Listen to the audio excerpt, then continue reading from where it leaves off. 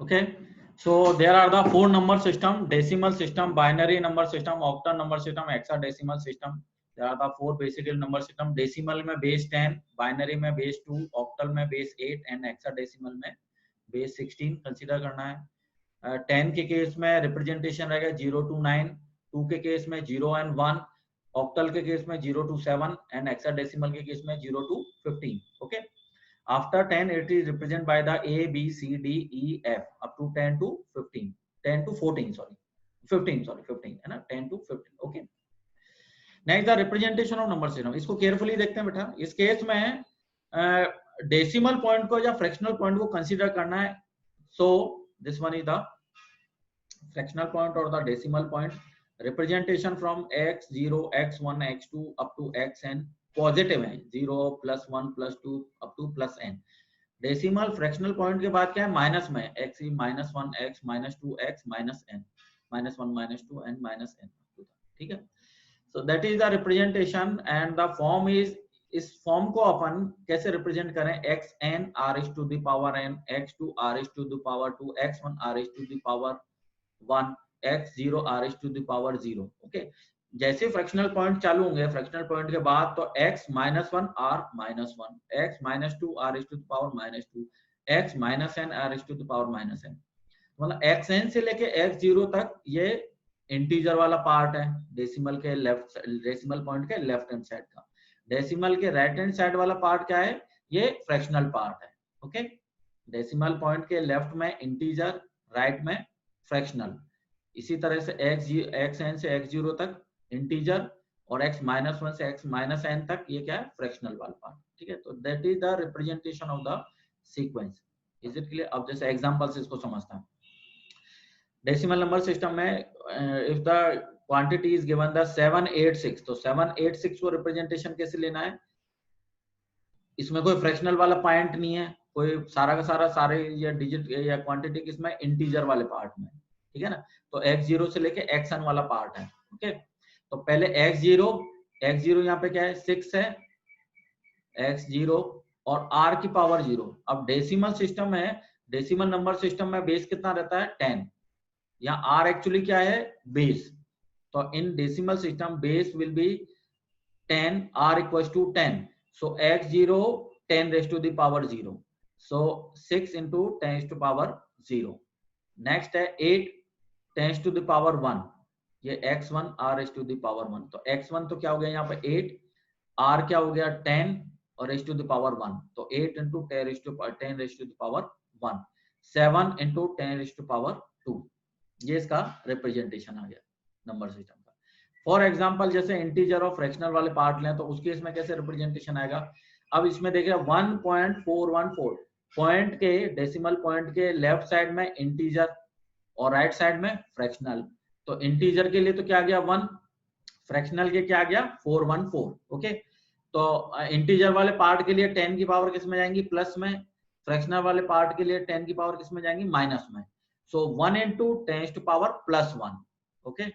Next है 4. अब ये फ्रैक्शनल वाला पार्ट चालू हो गया तो 4 के लिए क्या आएगा 4 into 10⁻⁻1, 1 into 10⁻⁻2, 4 into 10⁻⁻3. तो -1 -2 -3 फ्रैक्शनल पॉइंट के राइट साइड में, और फ्रैक्शनल पॉइंट के लेफ्ट साइड में +1 +2 और भी क्वांटिटी तो प्लस में है +1 +2 +3 कंसीडर करते हैं.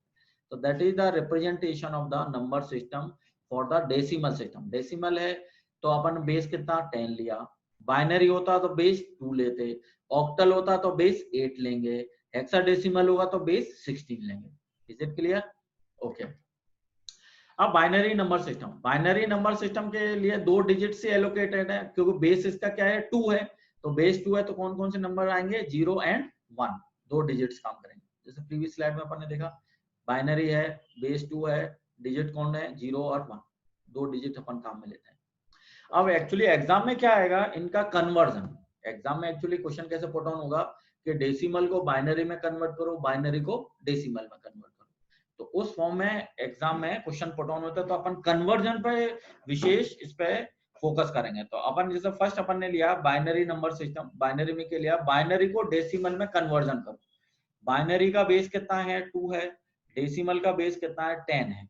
तो बेस 2 को किस में कन्वर्ट करना है, बेस 10 में. ओके. बेस, जैसे ये डेसिमल है जिसका बेस कितना 10 है, तो ये वाली क्वांटिटी 5 किस में है, डेसिमल में। इसका बेस कितना 2 है, तो ये वाली क्वांटिटी किस में है, बाइनरी फॉर्म में। ठीक है, तो फर्स्ट अपन इसका कन्वर्जन स्टार्ट करते हैं।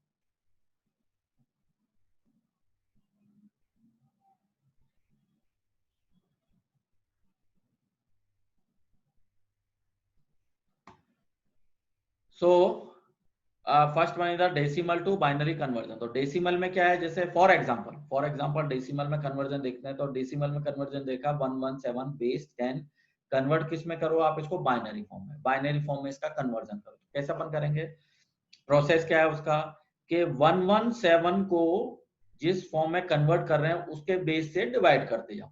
तो यहाँ जैसे अपन बाइनरी में कन्वर्ट कर रहे हैं, तो किस बाइनरी का बेस कितना होता है 2, तो 2 से इसको डिवाइड करते जाओ। तो 117 को 2 से डिवाइड करेंगे तो कितने टाइम जाएगा, 58 टाइम्स। ओके, 58 टाइम्स अपन उसको डिवाइड करेंगे, और रिमाइंडर क्या रह जाएगा अपने पास, 1। इज इट क्लियर, 116 रहेगा, रिमाइंडर क्या आ जाएगा, 1 आ जाएगा। तो 58 तो क्या हुआ, क्वाड्रेंट हो रहेगा, रिमाइंडर क्या आ जाएगा, 1। Is it clear. Next again 58 को 2 से डिवाइड करो, कितने टाइम्स जाएगा, 29 टाइम्स, रिमाइंडर क्या आएगा, 0। फिर 59 को अगेन डिवाइड करो 2 से, तो कितना क्वाड्रेंट आएगा, 14 टाइम्स जाएगा, रिमाइंडर क्या आएगा, 1।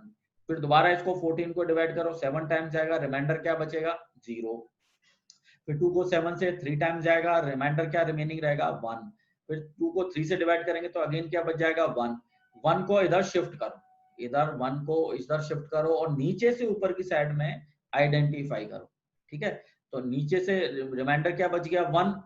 फिर अपन इधर अटैच हुए 1, फिर 0, फिर 1, फिर 0, फिर 1। तो क्या आएगा, 1 1, क्या आएगा answer, 1 1 0 1 0 1। That is the base two answer.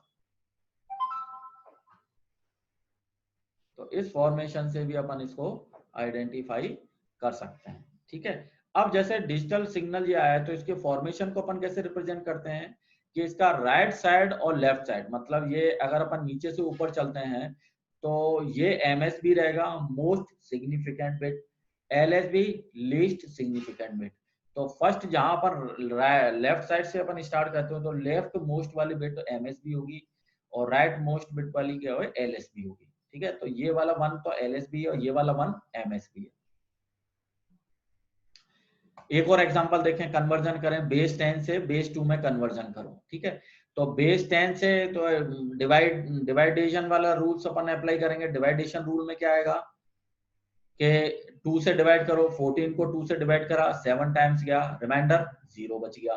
फिर 7 को अगेन 2 से डिवाइड करा, 3 टाइम्स जाएगा, रिमाइंडर 1 आ जाएगा।